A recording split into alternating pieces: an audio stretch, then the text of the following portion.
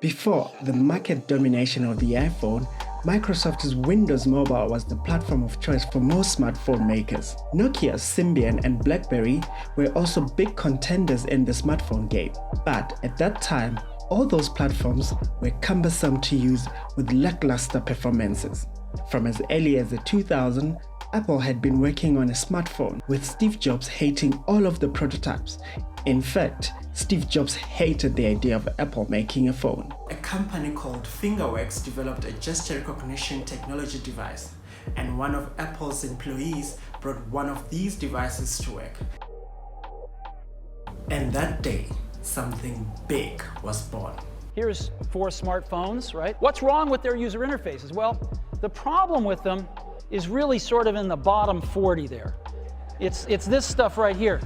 Hi, my name is Wayne Hutama and welcome to the iPhone story video. Today, we will be exploring how the iPhone revolutionized the smartphone industry.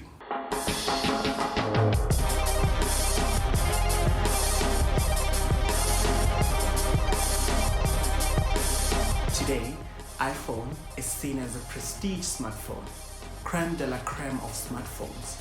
In 2018, Apple shipped 77 million smartphones. Yep, 77 million iPhones were shipped in 2018 alone.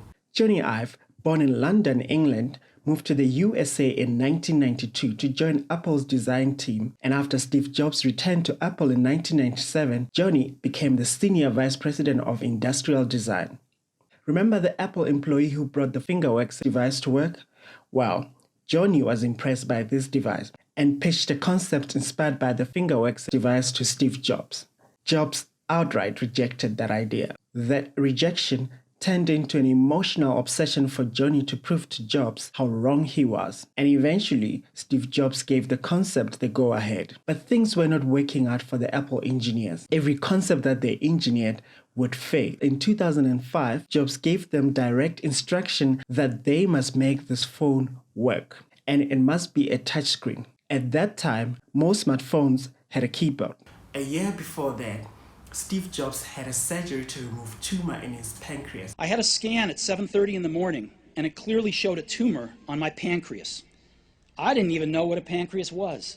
And he wanted to leave a legacy for his company and for himself as well. He wanted to release a product that will disrupt the market, and he realized that smartphone manufacturers at the time were not innovative, and right there, he saw an opportunity. Steve Jobs was essentially telling them to shrink the Mac into a phone or grow the iPod into a phone. The result of his instruction was the creation of 2 separate teams competing against one another within the company. Please subscribe and hit the like button below for more videos like this. And of course, don't forget to hit the bell icon to get notified of new videos. Project iPhone was a top secret at the company, and departments were fragmented. The software department did not know what the hardware department was working on, and so the hardware department did not know what the software department was working on. It was very difficult for the engineers to have a cohesive working prototype. Remember the company Fingerworks?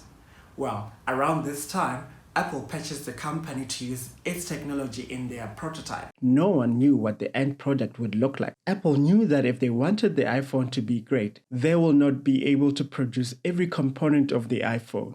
Enter Samsung. Apple contracted Samsung to produce the brains of the phone, that's the CPU, but they did not tell Samsung what the CPU will be used for.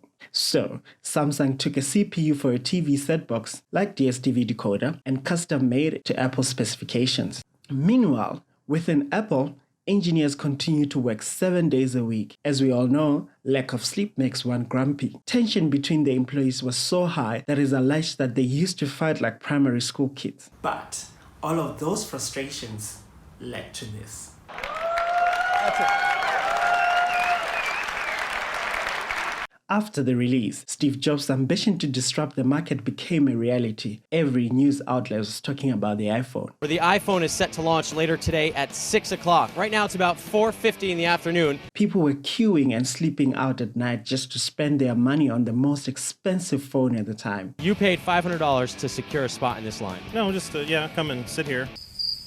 Even though the phone was lacking many features, it could not record video, and most smartphones at the time could record video. It had less memory as opposed to its competitors at the time. It did not have maps. Look, this phone was just not great, but it was the most expensive smartphone at the time, and people still bought it in buckets because of Apple's marketing genius and also the fact that people just respect the company. People view Apple as a prestige brand. And today, Apple makes just less than half of its billions in profit from the iPhone. Despite that, they sell iPad, iMac, iTunes, Look, everything. This device is very important to Apple. In 2019, iPhone sales were $56 billion US. The success of the iPhone enriches other companies as well. Companies such as Samsung as the supplier of the iPhone screens, and Sony for the supply of camera sensors, Foxconn for the assembly of the iPhone. Apple still raking in riches, and the iPhone continued to be a success, despite the fact that they continue using their proprietary charging cable. Oh my God. Please let me know on the comments below what you think of the iPhone story. My name is Wayne Hutama, and I'll see you on the next video.